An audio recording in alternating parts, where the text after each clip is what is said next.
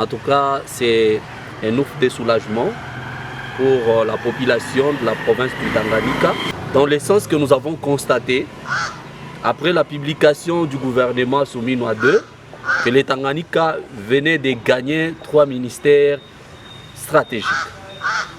Et c'est pour nous une joie, c'est pourquoi nous tenons à remercier sincèrement les chefs de l'État, son Excellence Monsieur Félix Antoine Tshisekedi Tshilombo, les garants de la nation et du bon fonctionnement des institutions. En tout cas, nous nous attendons à un bon travail, nous nous attendons à un changement et nous sommes très rassurés que c'est le moment du changement et du développement de la province du Tanganyika, parce qu'on n'attendra pas que les gens d'autres provinces viennent construire chez nous.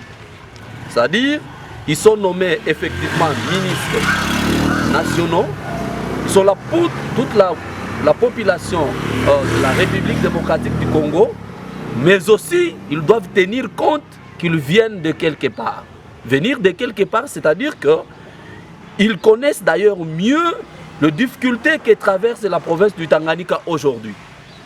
Nous sommes inondés, nous avons des infrastructures en état de délabrement très avancé, ce qui prouve à suffisance que la jeunesse de la province du Tanganyika s'attend déjà à quelque chose. Pourquoi s'attendre à quelque chose? Parce que nous avons le ministère de l'Emploi et du Travail. Or, nous sommes tous sous-employés. Et vous voyez comment est-ce que la jeunesse du Tanganyika est en train de galérer la misère. Donc c'est pour nous un pari gagné lorsque nous voyons ces 3 figures emblématiques de la province du Tanganyika gagner de ministères qui sont stratégiques.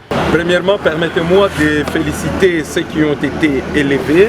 Je commence par l'honorable Massamba qui vient de la prison de Ndolo jusque dans la salle de ministre à Kinshasa. C'est quelque chose de grand. Cela prouve que le pardon élève, Dieu l'a payé. Je félicite également l'honorable John Banza. C'est une figure connue dans la politique ici au Tanganyika depuis le plus bas niveau, c'est-à-dire depuis au niveau de la députation, au niveau du ministère provincial et aujourd'hui au niveau du ministère national. C'est quelque chose de grand. Je salue également les doyens Guilain Nyembo qui, depuis l'avènement du président Félix Antoine Tshisekedi, il est aux affaires comme Tanganyika dans le cabinet et dans le même ministère pendant le gouvernement Souminois I et Souminois II. Cependant, il y a des choses qu'il faut relever. Moi, je trouve en face de nous un défi qui est lancé désormais à la population du Tanganyika et aux notables du Tanganyika, parce qu'ils ne diront plus que le Tanganyika ne s'était plus développé. En dehors des députés nationaux que nous avons, en dehors des sénateurs que nous avons, le gouvernement provincial et tous les députés provinciaux, voilà que nous avons maintenant 3 ministres.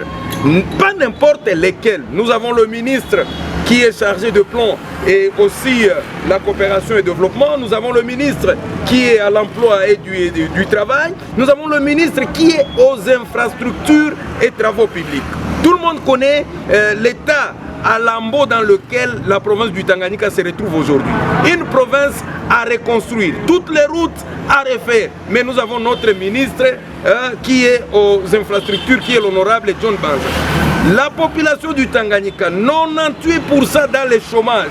Ici où nous sommes, même les Chinois sont devenus des domestiques dans les maisons.